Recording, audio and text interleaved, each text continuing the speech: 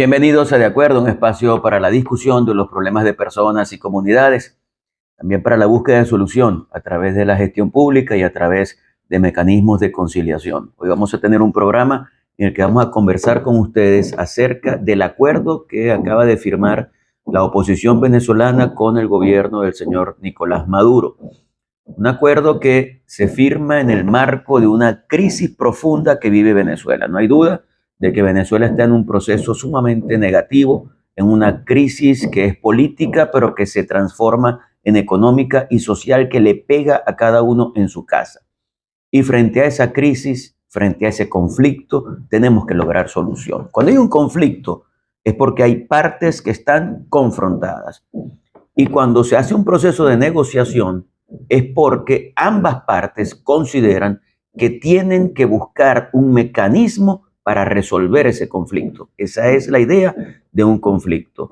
Nosotros evidentemente tenemos en Venezuela un conflicto y ha habido procesos de negociación.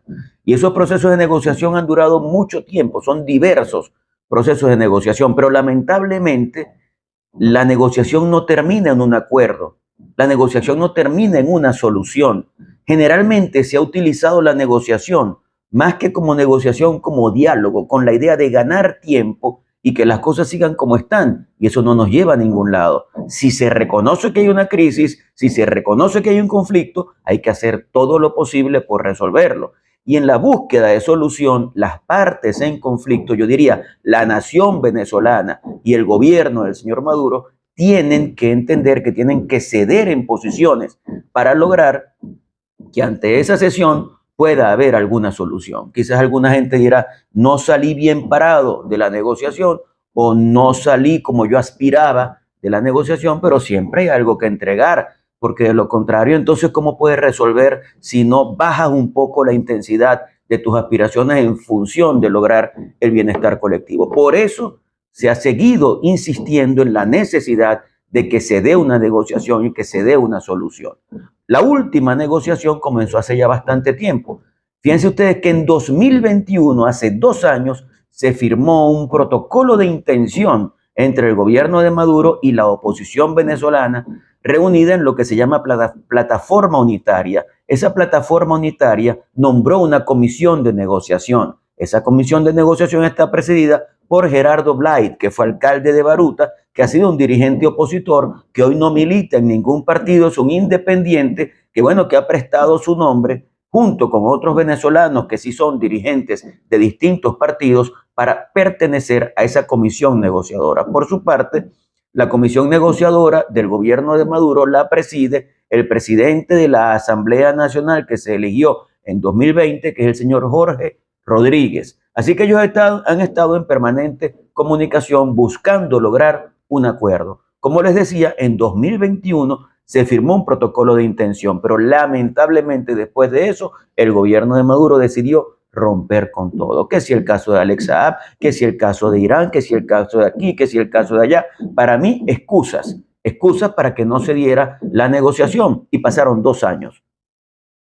2 años después, es decir, esta semana, se toma la decisión de firmar, ya no en México, sino en Barbados. En Barbados se reúnen las dos partes y con la mediación del Reino de Noruega, entonces llegan algunos acuerdos.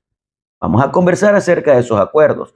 Vamos a ver qué fue lo que se discutió, en qué se dio la oposición, en qué se dio el gobierno. Pero también vamos a ver cómo ha sido la participación de Estados Unidos en todo ese proceso, porque antes de esta negociación hubo reuniones y negociaciones del gobierno de Maduro con los Estados Unidos sin la oposición venezolana. Entonces es importante decir eso, porque eso es un paso previo a la negociación que se ha dado en los recientes días. Ese paso es que quien pone las sanciones, yo no diría no a Venezuela, sino al gobierno de Maduro y a algunos funcionarios acusados de corrupción y de otros delitos del gobierno de Maduro, es Estados Unidos y Europa. Estados Unidos y Europa son los máximos representantes del mundo occidental y nosotros somos parte de ese mundo occidental. Ese mundo occidental proviene ¿de dónde? De Grecia. Es decir, en Grecia comenzaron a surgir las ideas que tienen que ver con la democracia, con el Estado, con la separación de poderes, con los derechos humanos, con la primacía de la Constitución y de la ley. Todas son visiones de ese mundo occidental del cual nosotros formamos parte. Por eso la alianza que hace hoy Maduro con gente y países de otro mundo, que es el mundo oriental, no tiene nada que ver con la naturaleza y la idiosincrasia de los venezolanos. Estoy hablando, por ejemplo, de la alianza que hace Maduro con Rusia, con China, con Irán, con Turquía y con otros países. Para mí no es una alianza natural. La alianza natural de Venezuela es con Estados Unidos y con Europa.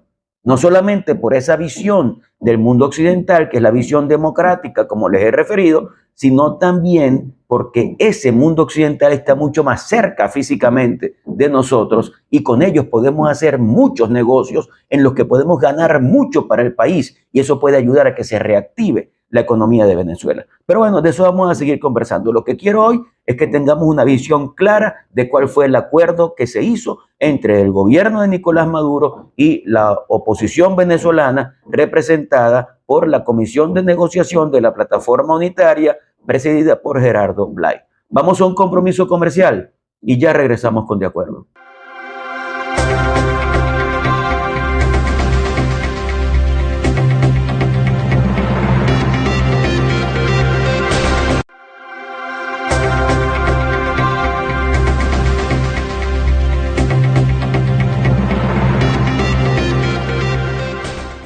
Continuamos con De Acuerdo y estamos conversando acerca del acuerdo que se realizó entre el gobierno de Nicolás Maduro y la oposición venezolana. Importante que estemos al tanto de todo esto y voy a hacer todo lo objetivo que pueda. Muchas veces uno cuando asume su posición de periodista le dicen en la escuela que bueno, que hay que tratar de ir hacia la objetividad. La objetividad no existe, porque al final uno tiene su punto de vista y cuando uno da una noticia termina colocando o su deformación profesional o su punto de vista sobre esa noticia. Pero lo importante es que ustedes vean qué es lo que ha pasado y me voy a ayudar de mi teléfono para revisar un poco los acuerdos a los que se llegaron. Bueno, en primer lugar, se comprometió el gobierno de Nicolás Maduro a respetar las elecciones primarias del 22 de octubre. Ya son en estos días. Estamos hoy a viernes, en 2 días son las primarias de la oposición venezolana. Aunque sabemos que el gobierno ha hecho varias cosas para tratar de que la primaria no se dé. Por ejemplo, cambiaron al Consejo Nacional Electoral cuando la oposición pide el apoyo del Consejo Nacional Electoral, le ordenan a los integrantes del CNE que renuncien, generan una crisis y entonces tienen que iniciar un proceso de selección otra vez del Consejo Nacional Electoral. Después, como 3 meses después, que ya la oposición dice, bueno, si ya no cuento con el Consejo Nacional Electoral, hago las primarias con mi propio pulmón, con mis propios músculos, entonces llega el nuevo CNE y dice, no, yo sí puedo llevar adelante las primarias, pero tienen que ser en otra fecha. La oposición no estuvo de acuerdo y al final la oposición hace la primaria. También se han presentado distintas cosas, por ejemplo, presión a los integrantes de la Comisión Nacional de Primarias, presión a los integrantes de la Comisión Regional de Primarias, y ha hecho cosas el gobierno de Maduro para tratar de impedir que la primaria se dé. Pero bueno, no lo han logrado, la primaria va, con ciertas dificultades, claro que ahí están, pero la primaria va, y yo los invito a todos a participar, hay que participar en la primaria. Bueno, entonces el primer compromiso del gobierno de Maduro es respetar la elección primaria del 22 de octubre. También se comprometió a permitir la observación internacional electoral. Eso quiere decir que a la próxima elección presidencial, que también se acordó que va a ser el segundo semestre del año 2024, que en Venezuela las elecciones generalmente se hacían en diciembre y era como lo tradicional ya, pero ahora la hacen hasta en mayo, cuando les da la gana. No importa, lo importante es que esta presidencial ya se acordó que es en el segundo semestre del año 2024. Entonces va a participar la Unión Europea, el Centro Carter y la Organización de Naciones Unidas como observadores internacionales. También se aprobó la actualización del registro electoral. Esto es demasiado importante. El registro electoral de Venezuela está envenenado. Está envenenado. ¿Qué quiere decir eso? Bueno, que hay un montón de gente que falleció y que aparece en el registro electoral. Que hay mucha gente que se inscribió para votar en un centro y lo cambiaron y votan en un centro muy distante del centro donde él se inscribió, haciéndole casi imposible su voto. Pero además hay 4 millones de venezolanos que no se han podido inscribir en el registro electoral porque en cada estado del país hay un solo sitio. Entonces, por ejemplo, si alguien vive en Casigua el Cubo y quiere inscribirse, tiene que viajar a Maracaibo con la crisis de gasolina que hay y de repente llega el CNE en Maracaibo y le dicen, no, hoy repartimos 30 números, ya tú no puedes. Entonces se echa la gente del polo y no puede inscribirse. Entonces hay un acuerdo para revisar el registro electoral, que pasa como les he dicho, quien está muerto lo sacan, quien está en un sitio donde no se inscribió para votar lo ponen donde se inscribió. Quien no está inscrito le permiten inscribirse y quien se tuvo que ir del país por las razones que conocemos tiene que dársele su autorización para que vote fuera del país, es decir, para que se cambie su residencia y pueda votar fuera del país, porque Venezuela es Venezuela y los venezolanos solo somos venezolanos, estemos donde estemos. Así que ese es otro acuerdo que se hizo. Hay más compromisos. Por ejemplo, el acceso a los medios de comunicación de todos los candidatos. Nosotros sabemos cómo se manejan las cosas aquí. Y los medios de comunicación como este, que es un medio de comunicación privado de la iglesia, apertura total a todas las ideas, a todas las corrientes. Pero los medios de comunicación del gobierno no. Esos son solo para los chavistas. Bueno, eso tiene que acabarse y tiene que haber igualdad de oportunidades para todos los candidatos en todos los medios de comunicación. Respeto a la libertad de expresión en los medios nacionales e internacionales.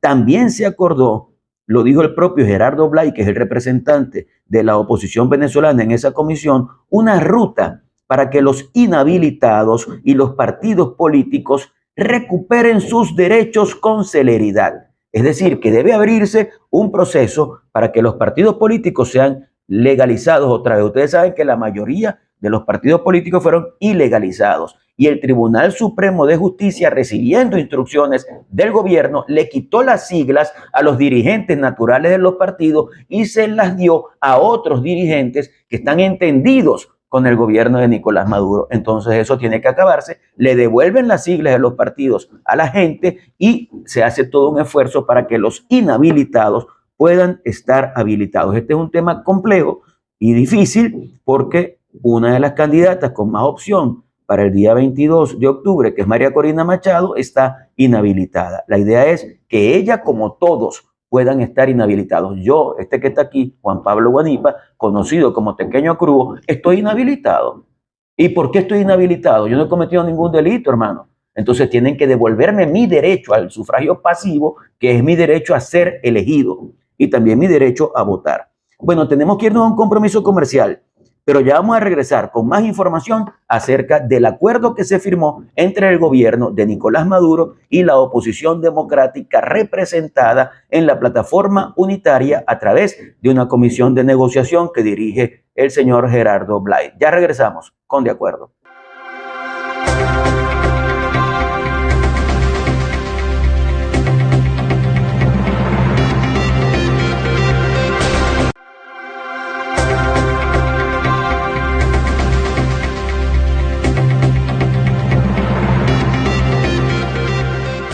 Continuamos con De Acuerdo, conversando acerca del acuerdo que realizó el gobierno de Nicolás Maduro con la oposición venezolana. Eso fue en Barbados hace escasos días y lo que estoy es tratando de que ustedes estén todos informados acerca de lo que aquí ha sucedido. Ya les dije en el segmento anterior cuáles fueron la mayoría de los acuerdos que se hicieron. Evidentemente, ¿qué recibe el gobierno de Maduro a cambio? El inicio del levantamiento de las sanciones, de manera que se pueda contratar con empresas petroleras de distintas partes del mundo y eso puede ayudar a reactivar la economía. Ahora, yo debo decir algo muy importante. Venezuela no está así por las sanciones.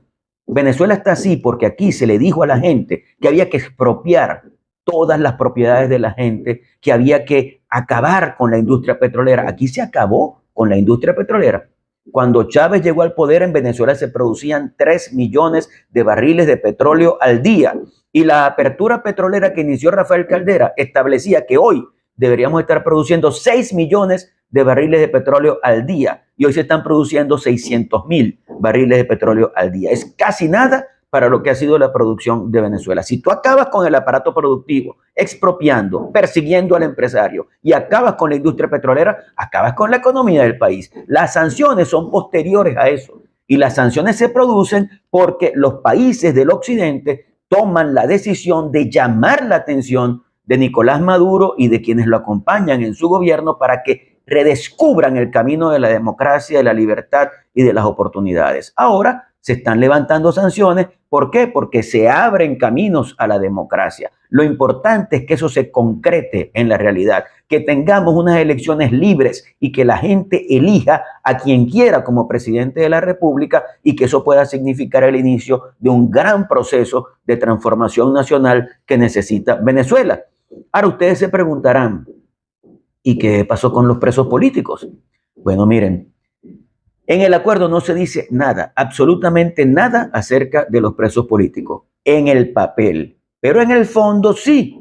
Allí se discute acerca de las personas que están detenidas por razones políticas y comienza un proceso de liberación, no de deliberación, sino un proceso de liberación. Comienzan a liberarse los presos políticos. Hasta ahora, hasta donde sé, hay 5 presos políticos liberados. En primer lugar, nuestro hermano Juan Requesens. Juan Requesens fue detenido hace más de 5 años y lo acusaron de magnicidio en contra de Nicolás Maduro. Evidentemente, una acusación o intento de magnicidio, una acusación absolutamente falsa, pero que lo libró, lo mantuvo aislado del resto del mundo durante 5 años. 3 años en la cárcel, 2 años en casa por cárcel. Bueno, Juan Requesens, gracias a Dios, sale en libertad. Es importante decirlo, Juan Requesens fue sometido a torturas inaceptables, como fue sometido a torturas Fernando Albán, que lamentablemente por las torturas falleció y llegaron al extremo de lanzarlo del piso 11º de la DIGESIN o del SEBIN en Caracas para simular un suicidio. Inaceptable que eso pase en Venezuela, nunca más eso debe pasar en nuestro país. Otra persona liberada fue Roland Carreño, quizás algunos lo conocen, lo acusaron de conspiración y terrorismo, estuvo 3 años privado de su libertad. La otra persona fue la doctora Mariana Barreto Falcón. ¿Saben quién es ella? Una médico cardiólogo venezolana del estado Trujillo. La detuvieron en Valera. La detuvieron hace 4 años, en 2019. ¿Y saben por qué la detuvieron? Porque hizo un reclamo por un mal manejo que se estaba haciendo en una estación de servicio que era de su familia. Por ese reclamo, esa señora estuvo 4 años presa. ¿Quién le devuelve a esa señora los 4 años que estuvo presa? Luego, Eurinel Rincón lo pusieron preso en 2021 en la bahía de Amuay, supuestamente por generar contenido audiovisual para su Instagram utilizando un dron, para el cual tenía, por cierto, permiso. Hermanos, desde el 2021 preso, 2 años preso. Y Marco Antonio Garcés Carapaica, que lo apresaron hace 3 años y lo vincularon al caso del espía americano, como se conoce el caso del estadounidense John Matthew, acusado de intentar hacer un sabotaje a la industria petrolera. Ese señor también estuvo absolutamente e injustamente preso y también salió en libertad. Son 5 personas que salieron en libertad plena. La información que tenemos es que próximamente saldrán 10 más. Pero ¿saben cuántos presos políticos hay en Venezuela? Cerca de 300. Es decir, que salgan 5, por muy emblemáticos que sean, muy buenos, que salgan 15, por muy bueno que sea, excelente, pero eso no es ni siquiera el 10% de los presos políticos que hay en Venezuela. Así que nuestro llamado es a que todos los presos políticos estén en libertad. Los militares y los civiles tienen derecho a estar en su casa, tienen derecho a salir a trabajar, tienen derecho a ver a su familia, tienen derecho a salir de ese ostracismo en lo que los tienen encerrados en cárceles venezolanas. Y nuestra aspiración es que ellos estén libres. Nuestra aspiración también es que podamos tener un proceso electoral como Dios manda en democracia, que esto sea realmente una democracia. En una democracia hay partidos políticos y los partidos políticos no se les arrebatan a sus integrantes, a sus directivos elegidos por la base. Eso no se puede hacer. No puede ser que lo hayan hecho con Podemos, por ejemplo. Podemos era un partido que era muy cercano al chavismo, decidió dictar una línea distinta al chavismo y le quitaron el partido. Pero pasó también con Patria para Todos, un partido cercano al chavismo, quiso distanciarse del chavismo, le quitaron el partido. Pasó con el Partido Comunista de Venezuela, un partido cercano al chavismo, se distanció del chavismo, ¡pum!, le quitaron el partido. Eso no puede ser. Y entonces fueron quitando partidos y partidos. No, yo quiero una elección donde los partidos se presenten libremente, los candidatos se presenten libremente, el gobierno presenta el suyo, la oposición presenta el suyo. Yo creo que hay un anhelo de cambio importantísimo en nuestro país. Bueno, que ese anhelo de cambio se convierta en una elección donde la gente sea la que tome la decisión. ¿Eso significa la muerte del chavismo? No, señor. El chavismo pasaría en ese caso a ser oposición y a prepararse para buscar obtener democráticamente el poder. Eso es lo que dice la Constitución venezolana y eso es lo que aspiramos, y nosotros aspiramos a verles aclarado bien cómo ha sido el acuerdo que se hizo entre el gobierno de Maduro y la oposición venezolana de la Plataforma Unitaria. Nos despedimos y nos vemos en una próxima oportunidad en De Acuerdo.